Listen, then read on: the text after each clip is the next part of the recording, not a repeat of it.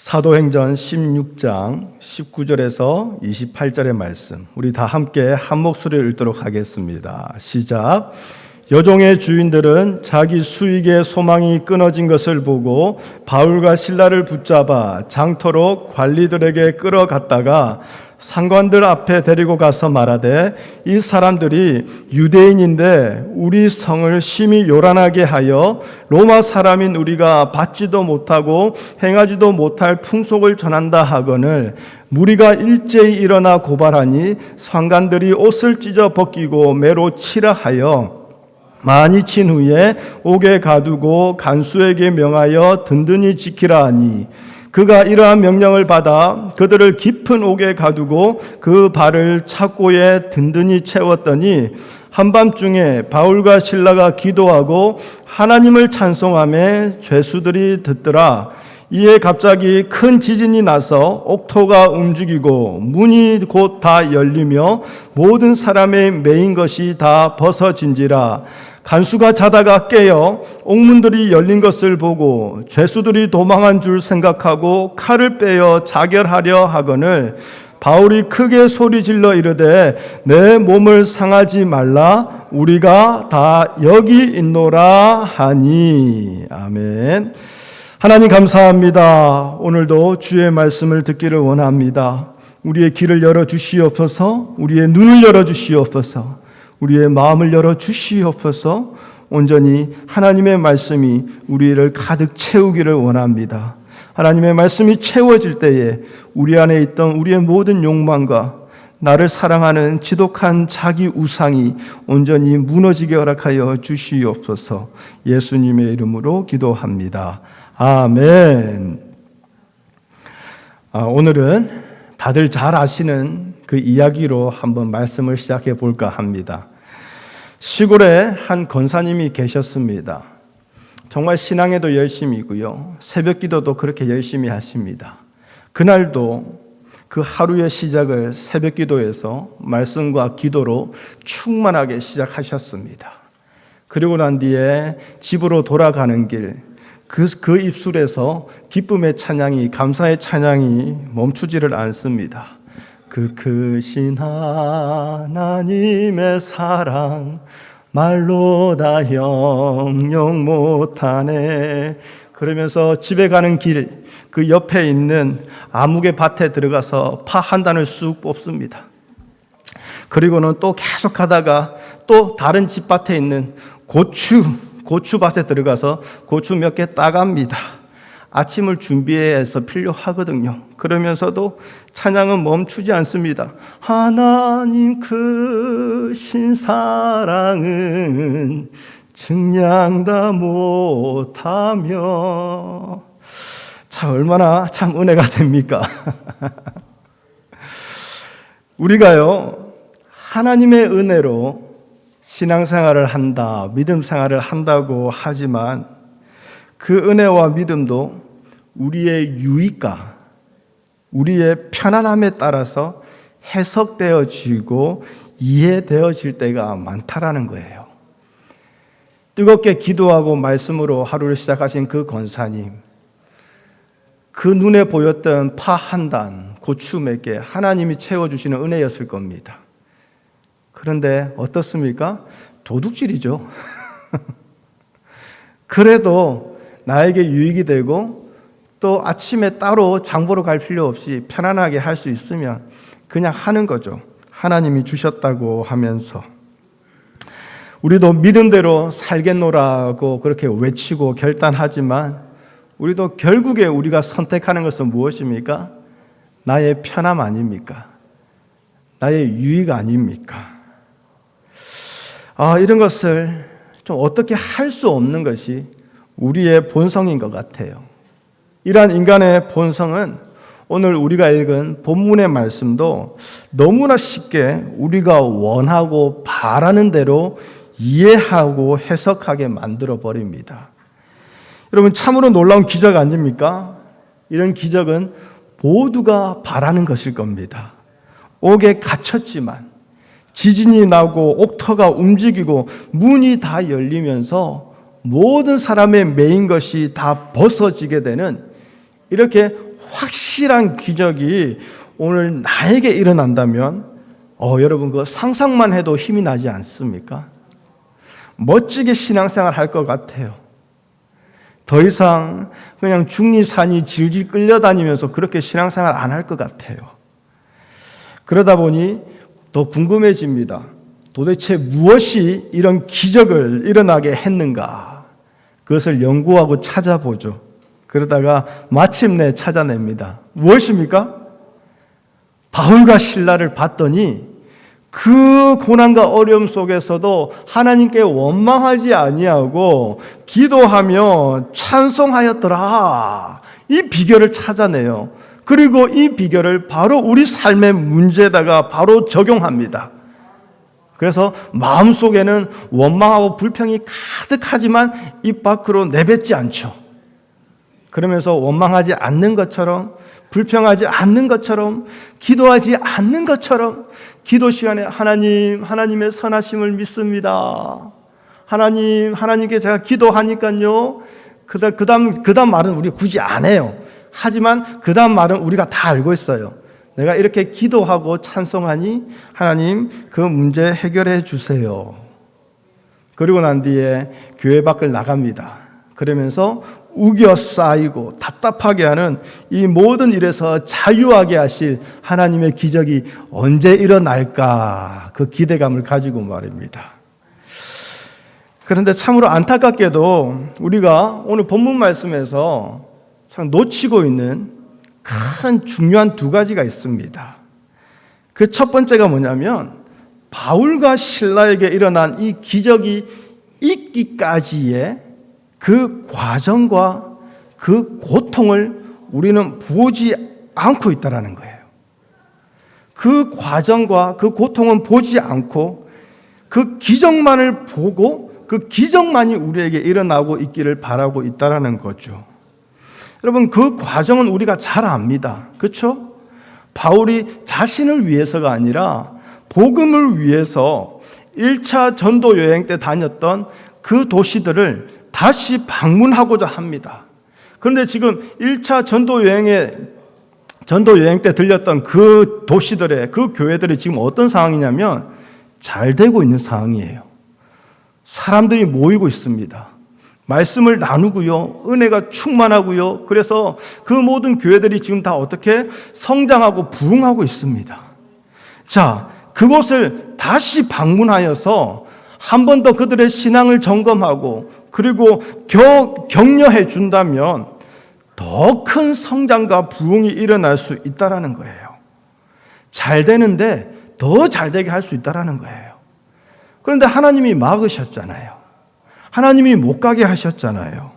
잘 되고 있는 사역, 조금만 더 하면 더 잘 될 그 사역인데 하나님이 강권적으로 막으시고 난 뒤에 환상을 보여주셔서 억지로 바울을 마게도냐 지방으로 유럽으로 지금 인도하셨고 지금은 빌립보에다가 그냥 데려다 놓으신 거죠.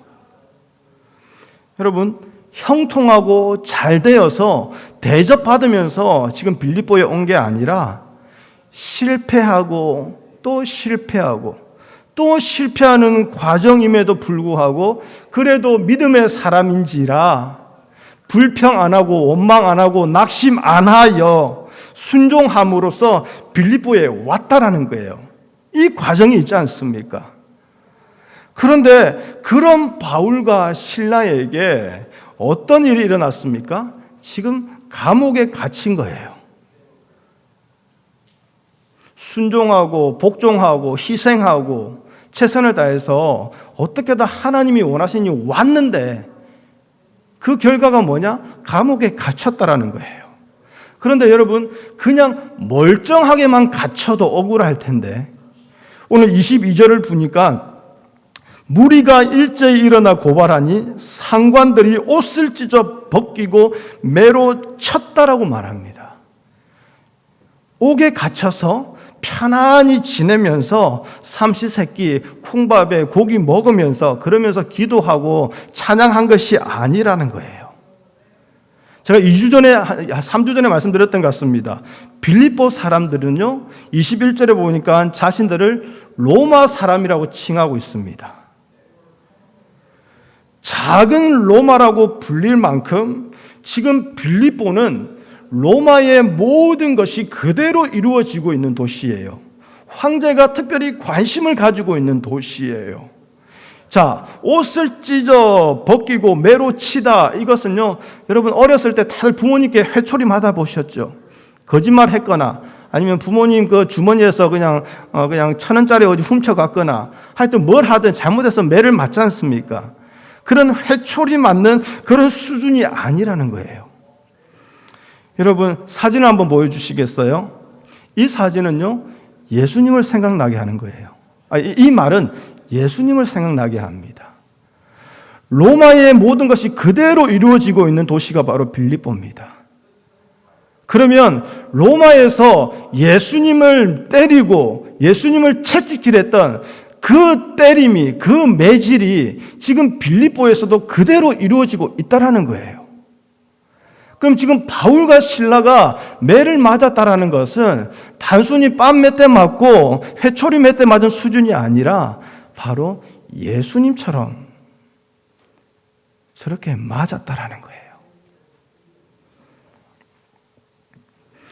벗기고 친 그 매는 바울과 실라의 살점을 뜯어냈습니다. 뼈를 드러내며 그 뼈가 으스러질 정도로 때리는, 정말 인간이 겪을 수 있는 극한의 고통을 당하는 바로 그 매질입니다. 바울도 이때의 고통이 얼마나 심했던지 고린도후서 11장에 가보면 3번 태장으로 맞고 오라고 특별히 따로 언급할 정도로 그에게 아주 트라우마처럼 남아있는 고통이라는 거예요. 그런데요, 오늘 다시 사도행전 본문 말씀을 보면요, 23절에 많이 친 후에라는 그 단어에서 많이 치다, 그 단어가 헬라어로는 프레가스라는 단어예요. 이거는 뭐냐면 어떠한 법적인 형벌뿐만 아니라 불법적인 가혹한 행위를 나타낼 때 사용하는 단어예요. 그러니까 법적으로 잘못되었습니다. 그래서 그에게 징역 5년, 10년 그렇게 형벌 주는 그것을 말하는 게 아니라 그 사람에게 어떻게 해요? 진술을 얻어내기 위해서. 그래서 옛날에 우리 한국이 일본에게, 그렇죠? 일본의 침략을 받아서 일제 다스림을 받을 때에 그때 독립운동 하시는 분들이 끌려갔습니다. 우리 주기철 목사님 영화 보시면 알겠죠? 얼마나 많은 고통을 당합니까? 물고문을 당하고 전기고문을 당하고 손톱 밑에 발톱 밑에 못을 박고 바늘을 찔러 넣고 그러다가 손톱을 빼버리고 이를 하나씩 빼버리고, 여러분 말 못할 그런 고통, 그 불법적인 행위를 했다라는 거예요. 그러니까 지금 바울과 실라에게 가해지는 이 법 집행이 겉으로 볼 때는 합법적인 것처럼 보이지만 그 내용은 뭐라고요? 불법이라는 거예요. 그러면 바울과 실라는 억울하지 않습니까? 여기 끌려와서 감옥에 갇힌 것도 억울한데 더 억울하게 더 엄한 엉뚱한 매를 맞고 있다는 거예요. 그리고요, 여러분, 유대의 태장은요 40에서 하나 감 한 매를 맞는다, 그런 제한이 있어요. 그런데 로마의 태장은요 그 상관이, 그 보스가 멈추라고 할 때까지 거의 무제한으로 때리는 형벌이에요. 많이 쳤다라는 것은 40에 하나 가만 어떤 제한이 없이 그냥 마음이 풀릴 때까지 때렸다라는 거예요. 특별히 귀신 들려서 점치는 그 여종을 데리고 있던 주인들은 아무래도 그 지역에서 많은 물질이 가지고 있다 보니 그 지역에서 어떤 영향력을 가진 유지로서 행세를 했을 거예요. 그런데 그 영향력을 가진 그 유지들, 그 주인들의 마음이 풀릴 때까지 때렸다라는 거예요. 그래서 바울은요, 고린도후서 11장 24절에 가보면 유대인들에게 40에 한한 감한 매를 5번 맞았으며 3번 태장으로 맞고 이걸 구별해서 얘기해요. 40에 하나 가만 그 태장을 맞은 것만 해도 그게 보통 고난이 아닌데 40에 하나 가만은 그 제한이 없는 그냥 마음대로 때려버리는 이 태장도 어떻게 해요? 3번이나 맞았다고 따로 얘기하고 있다라는 거예요. 근데 여러분, 바울과 실라의 고통은 이게 끝이 아니지 않습니까? 많이 친 후에 깊은 옥에 가두었다라고 얘기합니다.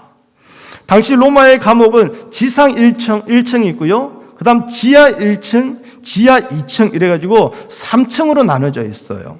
여러분 다 예상하시다시피 그냥 좀 경범죄를 지은 사람들은 1층, 그리고 좀 더 무거운 죄는 지하 1층, 그리고 아주 나쁜 놈들, 사형수 같은 이런 사람들은 지하 2층에다가 깊이 가둬놓는 곳이지요.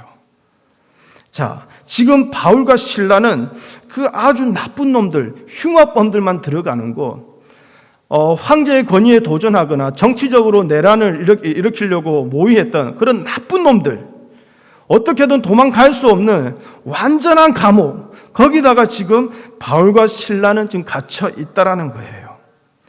여러분, 29절에 보면요, 지진이 난 후에 간수가 도망간 줄 알았던 바울의 소리가 들리니까 그 바울에게 빨리 달려가려고 하는데 무엇을 찾습니까? 등불을 달라고 합니다. 지금 그 바울을 바로 눈으로 확인해야 되는 자기 목숨이 경각에 달려있는 그 위험한 순간임에도 불구하고 등불을 먼저 찾는 이유는 뭐예요? 그 지하 2층 감옥은 빛 한 줄기 들어오지 않는 완전 칠흑 같은 어둠이었다라는 거예요. 이런 곳에 그냥 갇혀 있기만 해도 괴롭고 힘들고 억울해서 죽을 것 같은데 바울과 실라의 발에 착고를 든든하게 채웠다고 합니다. 사진을 보여주실래요? 착고가 이렇습니다. 저희가 지금 성지순례를 가면 바울이 갇혔다라고 말하는 그 감옥이에요.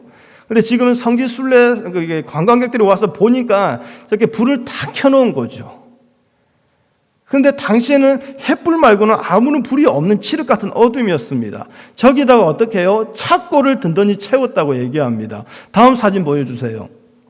착고가 어떤 거냐?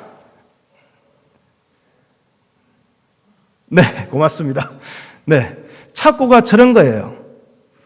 나무 커다란 합판이 있는데 거기다가 구멍을 뚫어가지고 그 구멍 사이에다가 사람 발을 집어넣는 거예요.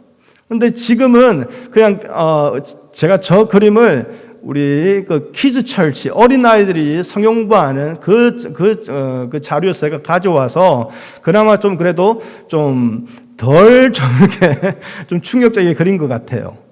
근데 당시 로마 시대에 사용했던 착고는 그 죄수들이 가랑이가 찢어질 정도로 버리는 그 정도 거리예요. 태권도 하러 가면 애들 막 다리 찢지 않습니까? 발레하러 가면 다리 찢지 않습니까? 그 가랑이가 찢어질 정도로 벌려 놓아서 채워 놓는 것이 바로 저 착고예요. 살점이 뜯어져 나가며 뼈가 부러질 듯한 그 많은 매를 이미 맞아서 온몸에 성한 곳이 없을 겁니다. 멍투성이에 피범벅이 되어서 도저히 사람의 모습이라고는 찾아볼 수 없는 그런 상태인데 그런 바울과 실라를 어떻게 해요? 닦아주고 돌봐주는 것이 아니라 그 상태로 정말 깊고 축축한 어둠의 그 감옥에다가 집어넣습니다. 그런데 그곳에서도 그냥 두는 게 아니라 양 다리가 벌려져서 착고에 든든히 채워져 있습니다. 어떻습니까? 당장 내일이면 사형이 이루어질 수도 있는 그런 상황입니다. 희망이라고는 하나도 없어 보이는 그런 상황이죠. 여러분, 바울과 실라에게 일어난 그 기적을 원하신다면 이러한 과정과 고통이 우리에게 먼저 있어야 되는 거 아니겠습니까? 그런데 우리는 이러한 모든 과정을 다 생략해 버립니다. 모든 고통을 다 무시해 버립니다. 그리고 난 뒤에 내 손에는 그 기적의 열매만을 주어지기를 바라고 원하고 있습니다. 그래서 우리는 찬송하고 기도하지 않습니까? 바울과 실라가 찬송하고 기도했더라. 기도하고 찬송했더라. 그래서 복 받았다더라. 그것만 우리 머릿속에 남아있는 거 아닙니까? 나에게 유익한 것만, 내가 유익한 대로 해석하고 받아들이고 그것을 믿습니다라고 말하는 걸 믿음이라고 말하고 있지 않습니까? 여러분, 우리가 놓치고 있는 두 번째는 뭐냐? 바로 기도하고 찬양했다라는 거예요. 여러분, 솔직히 우리는 언제 기도합니까?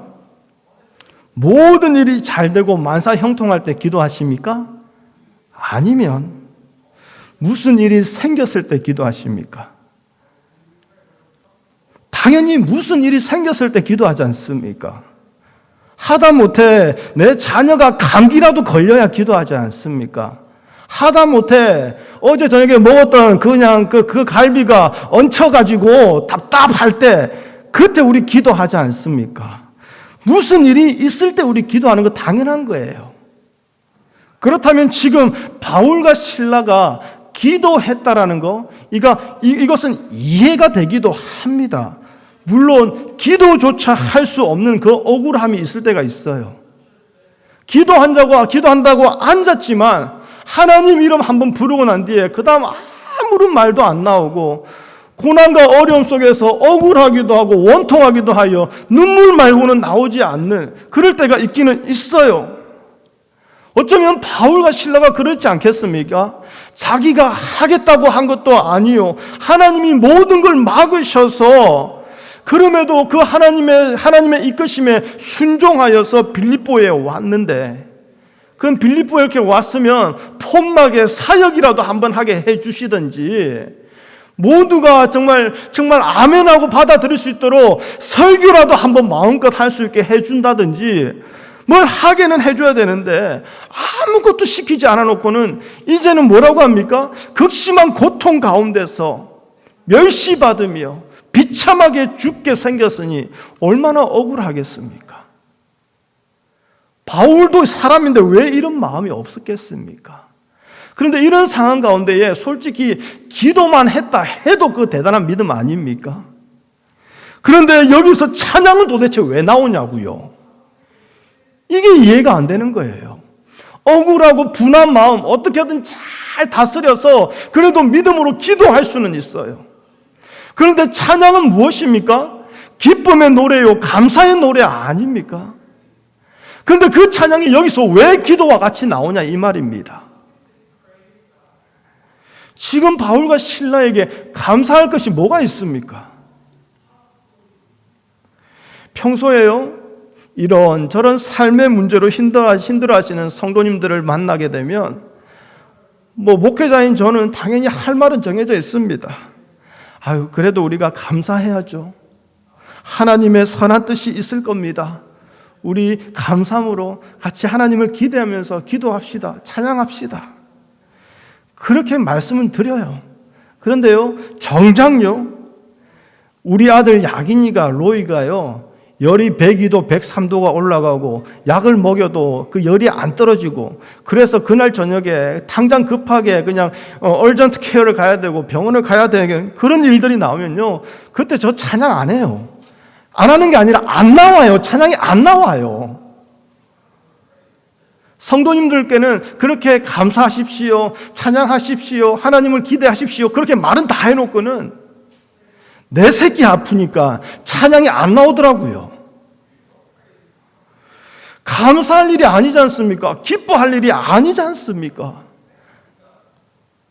그런데 어찌 바울과 실라는 희망은커녕 인간의 존엄성마저도 철저하게 짓밟혀서 이제는 죽음을 코앞에 두고 있는 이 비참한 상황에서 기도와 찬양이 같이 이루어질 수 있느냐 이 말이에요. 우리 야고보서 5장 13절 말씀을 보여주세요. 앞에 파워포인트 있습니다. 우리 함께 읽어보겠습니다. 시작. 너희 중에 고난당하는 자가 있느냐? 그는 기도할 것이요. 즐거워하는 자가 있느냐? 그는 찬송할지니라. 야고보는 누굽니까?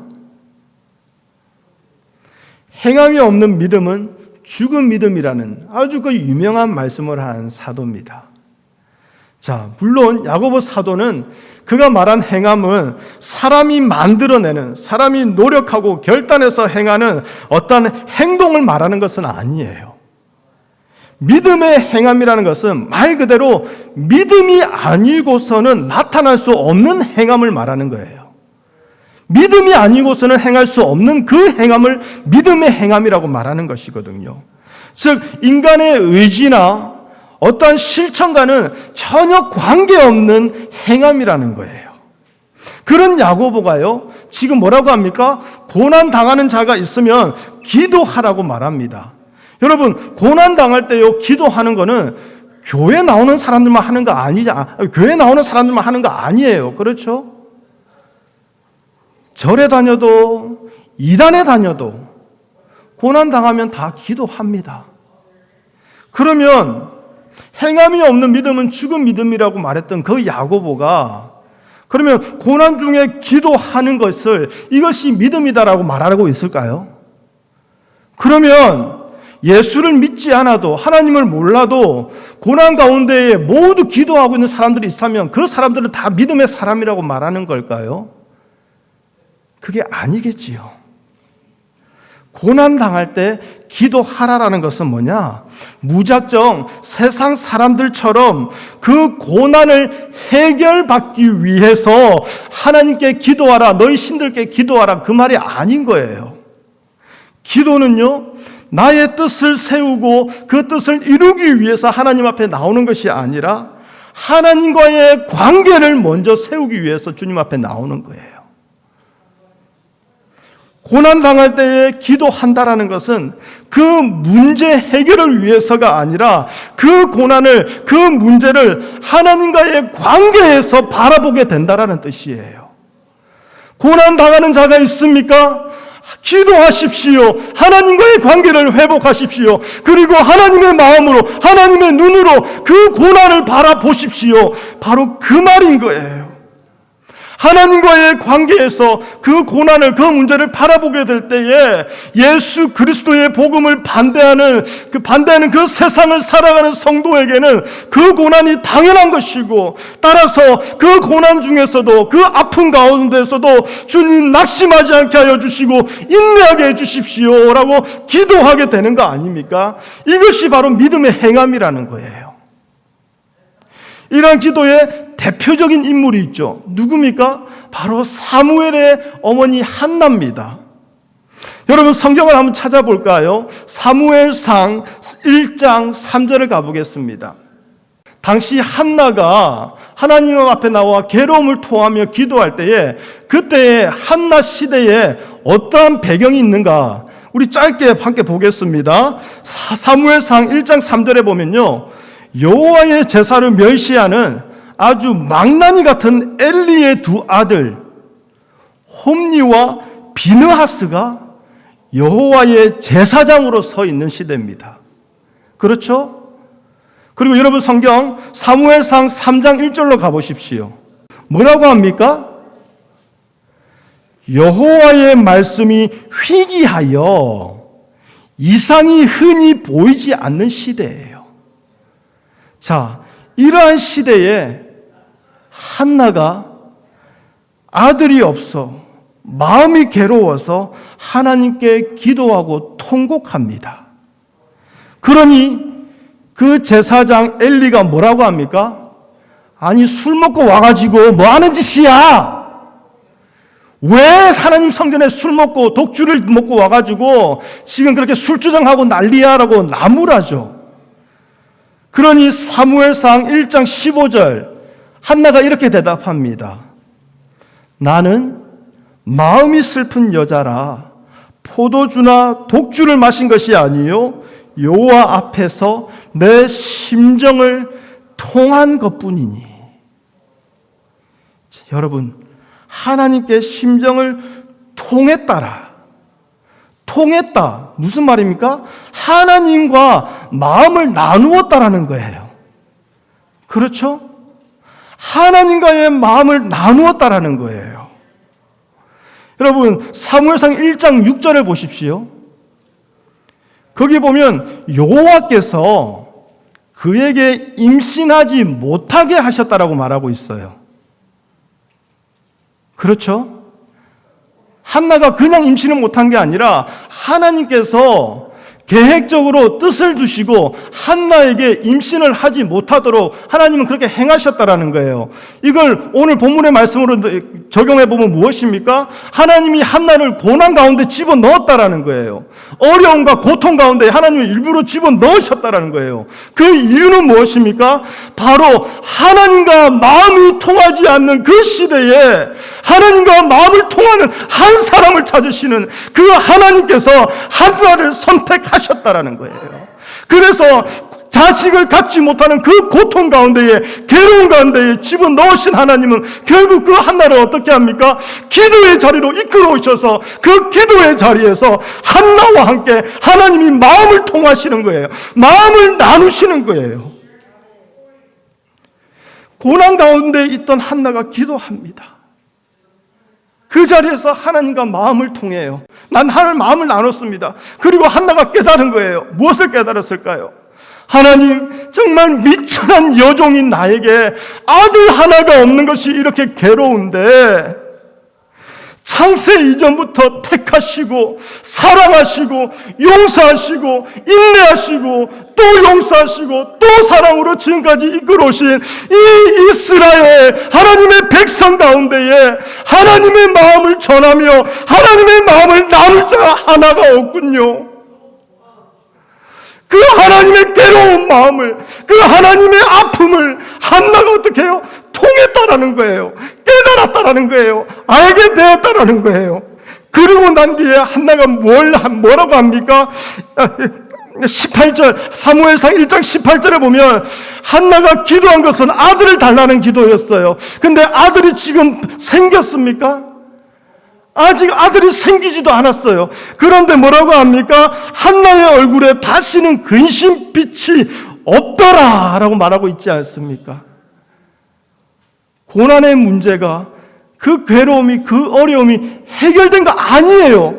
그런데 해결되기 전에 이미 한나에게 무엇입니까? 그 문제가 해결되었다라는 거예요. 마음이 괴로워 하나님께 기도하는 자, 그 기도 가운데에 하나님의 은혜로 하나님과 심정을 통하는 자, 하나님과의 관계가 다시 세워진 자, 그런 한나에게 나타나는 믿음의 행함이 무엇입니까? 믿음의 열매가 무엇입니까? 바로 사무엘상 2장, 우리 함께 읽어보겠습니다. 말씀을 보여주시겠어요? 사무엘상 2장 1절에서 2절 다 함께 앞에 있습니다. 시작. 한나가 기도하여 이르되 내 마음이 여호와로 말미암아 즐거워하며 내 뿔이 여호와로 말미암아 높아졌으며 내 입이 내 원수들을 향하여 크게 열렸으니 이는 내가 주의 구원으로 말미암아 기뻐함이니이다. 여호와와 같은 거룩하신 이가 없으니 이는 주밖에 다른 이가 없고 우리 하나님 같은 반석도 없으심이니이다. 그리고 난 뒤에 우리 6절 7절을 함께 볼까요? 시작. 여호와는 죽이기도 하시고 살리기도 하시며 스올에 내리기도 하시고 거기서도 올리기도 하시는도다. 여호와는 가난하게도 하시고 부하게도 하시며 낮추기도 하시고 높이기도 하시는도다. 할렐루야. 삶의 주권이 실수하지 않으시는 하나님, 우연이 없으시는 그 하나님께 온전하게 있음을 고백하며 찬양하는 거 아닙니까? 여러분, 다시 바울과 실라에게 돌아가겠습니다. 왜 바울과 실라에게 억울함이 없었겠습니까? 모든 것을 막으셔서 억지로 여기까지 끌고 오신 하나님, 그럼에도 반항하지 아니하고 순종하면서 왔는데 결국은 극심한 고통 가운데에 이제는 죽음을 맞이해야 되는 이 상황입니다. 그래도 믿음의 사람이어서 기도했다고 칩시다. 자신의 힘으로 해결할 수 없는 이 고난을 하나님께서 해결해 달라고 기도했다고 칩시다. 그러면 지진으로 옥문이 열리고 메인 모든 것이 벗어질 때에 바울과 실라는 즉시 도망가야 되지 않습니까? 그들이 원한 것이 이 고통에서 벗어나는 것이었다면 이 고통에서 자유하는 것이었다면 그 문제를 해결해 주시는 하나님의 일하심 앞에서 당장 아멘 하면서 도망가야 되지 않습니까? 열심히 믿는 마음으로 믿음으로 기도하고 찬송했더니 해결해 주시는 하나님께 감사하면서 그때 찬양하면서 도망가야 되는 거 아닙니까? 그런데 바울과 실라는 도망가질 않아요.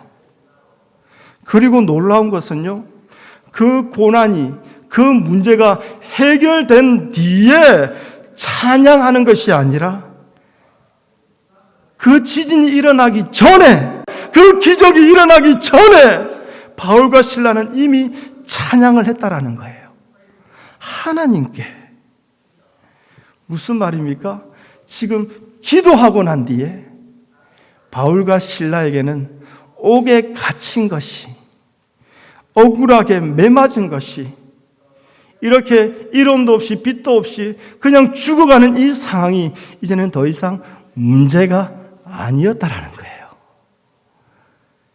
이전에는 그것 때문에 죽을 것 같았거든요. 이전에는 그것 때문에 억울해서 미칠 것 같았거든요. 하나님은 뭐 하시냐고 원망하고 불평했거든요. 그런데 기도의 자리를 세우고 그 기도의 자리에서 하나님의 은혜로 하나님과 마음이 통하니 죽을 것 같고 미칠 것 같은 그 문제가 이젠 더 이상 나에게 문제가 되지 않는 거예요. 여러분, 이것이 바로 우리가 착각하는 두 번째예요. 바울과 실라가 했던 기도와 찬양은 오늘 우리가 우리의 삶의 문제를 해결받기 위해서, 그래서 그 하나님을 어떻게든 설득시키고 감동시켜 보고자 하는 우리의 기도와 찬양과는 수준이 다르다라는 거예요. 전혀 다른 행위예요. 마치 구약의 이스라엘 백성들이 말라기서 가보십시오. 내가 이렇게 바쁘고 힘든데 내 삶 가운데 해야 될 게 이렇게 많은데도 불구하고 나 그래도 하나님 앞에 나와서 제사 드렸잖아요. 비록 그 제물이 병들고 흠 있는 것이지만 그래도 바쁜 와중에 나와서 제사 드려줬잖아요. 그러니 하나님은 더 이상 나에게 나쁜 일이 일어나게 하시면 안 됩니다라고 당당하게 요구하던 그 종교인들의 그 요구, 그 종교인들의 기도 아닙니까?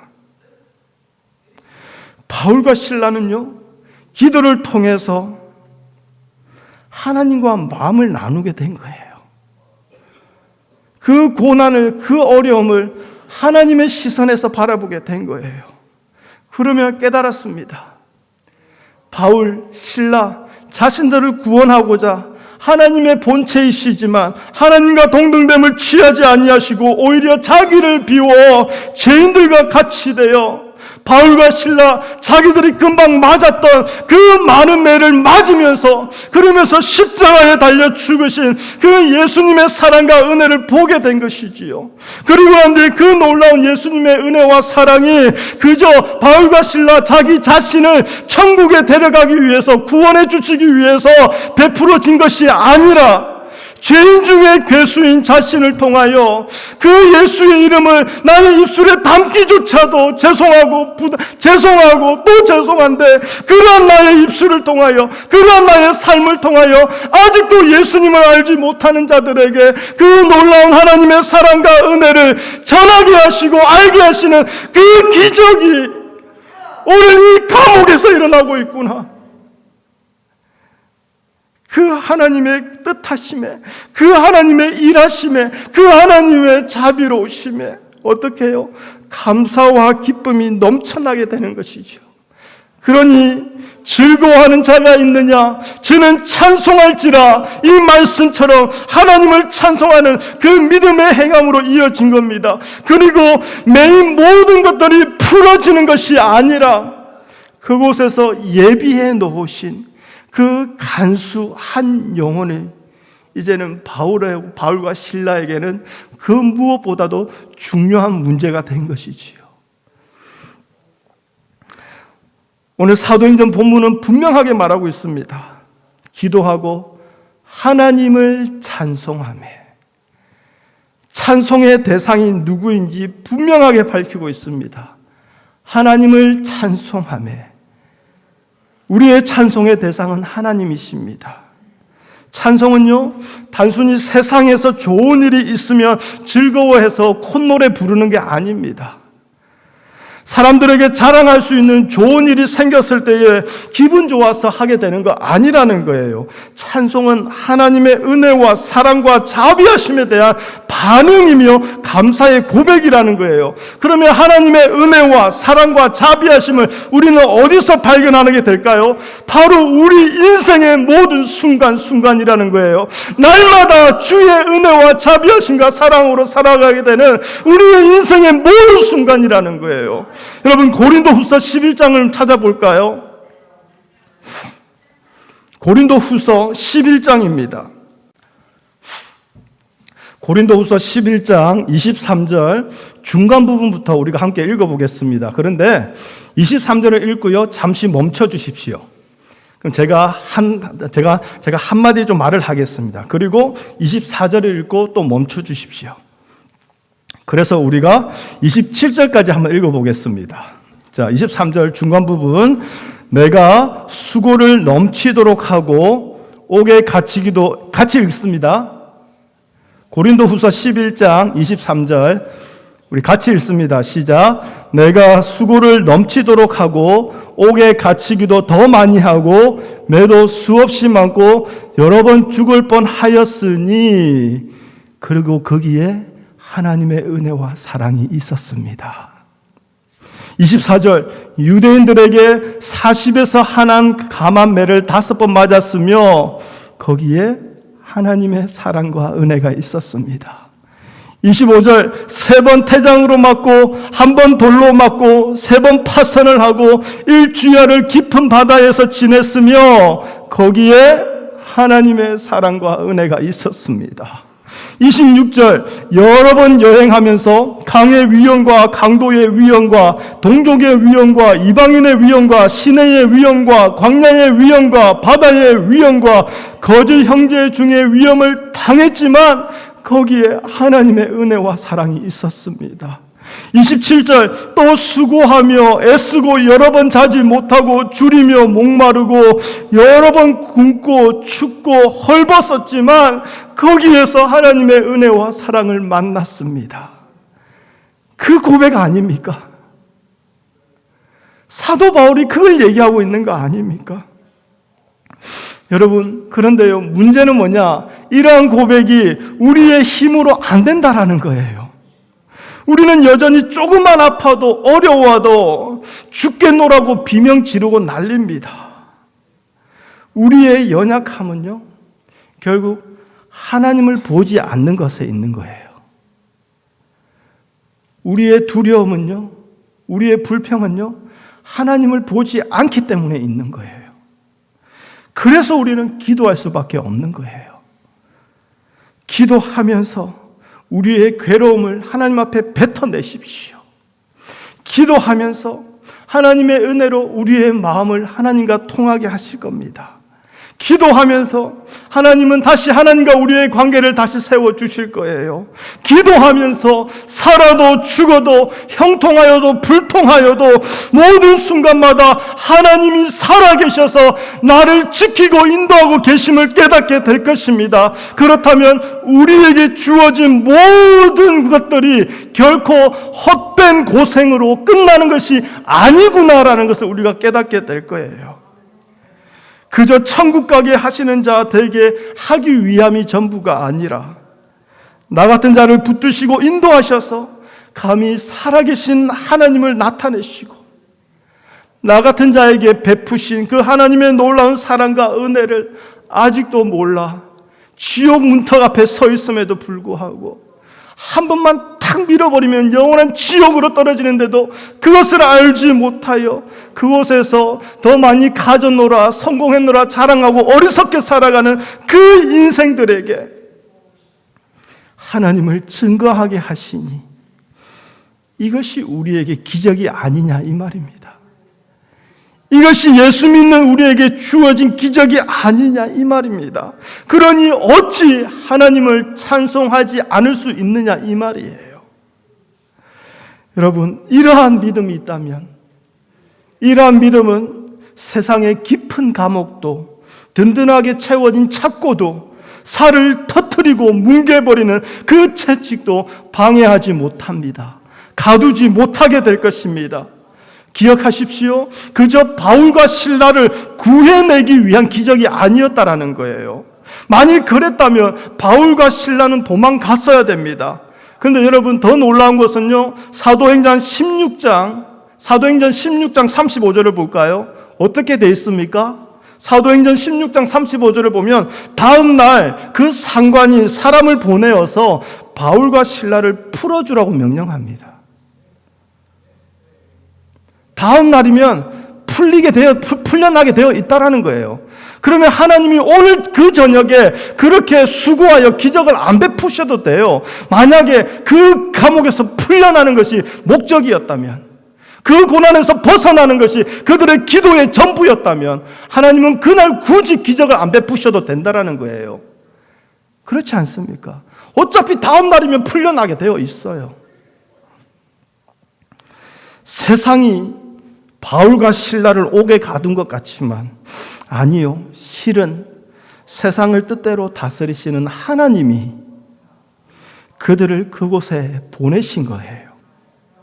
그리고 거기서 기도함으로 다시 하나님과의 마음을 통하게 하십니다. 관계를 다시 세우십니다. 그리고 하나님을 찬양하게 만드셨습니다. 왜요? 바울과 실라를 통하여 세상의 그 무엇도 살아계신 하나님께서 하나님의 뜻대로 모든 일을 주관하시고 선하신 대로 인도하신다라는 것을 믿게 하는 그 성도의 믿음은, 그 성도의 중심은 세상의 그 무엇도 방해할 수 없다라는 것, 그것을 우리에게 나타내기 위해서라는 거예요. 그렇다면 오늘 성도로 살아가는 우리에게 능력은 무엇이겠습니까? 옥토를 흔드는, 지진을 일으키는, 막히고 묶였던 모든 것을 풀어내는 그런 기적이 우리에게 능력일까요? 아니지요. 우리에게 기적은 무엇입니까? 우리에게 능력은 무엇입니까? 어떤 일에서도 하나님을 향한 그 마음이 변하지 않는 것.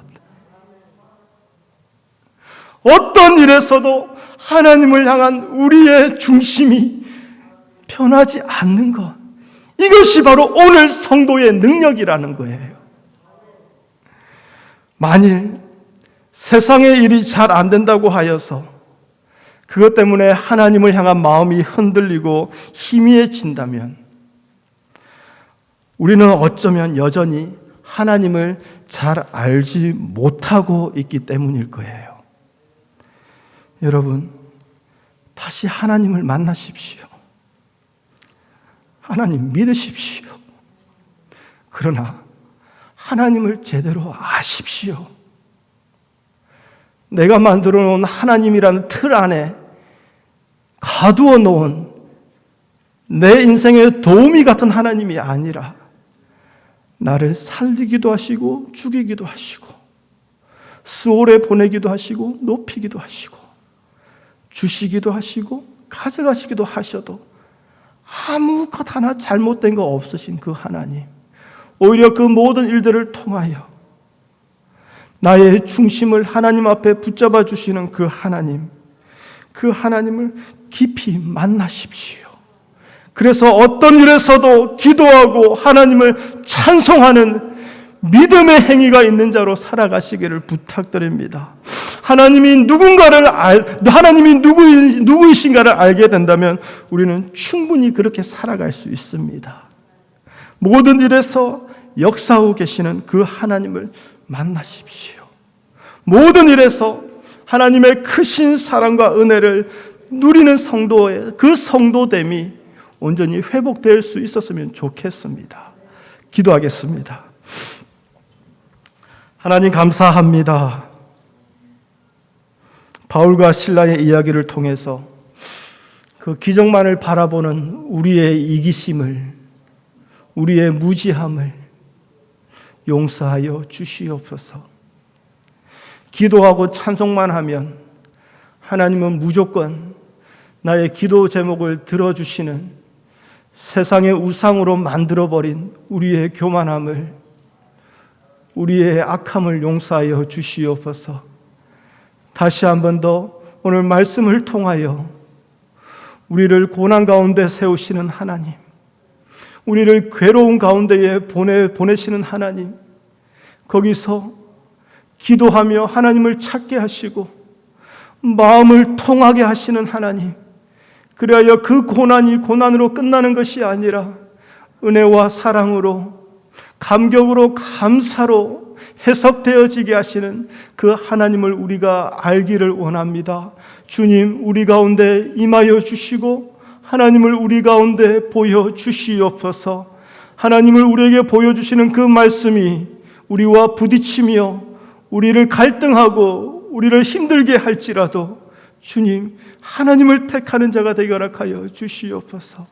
그 하나님을 알아 우리 삶의 모든 구석구석에서 하나님을 향한 찬양이 멈춰지지 않는 믿음의 성도로 살아갈 수 있도록 축복하여 주시옵소서. 예수님의 이름으로 기도합니다. 아멘.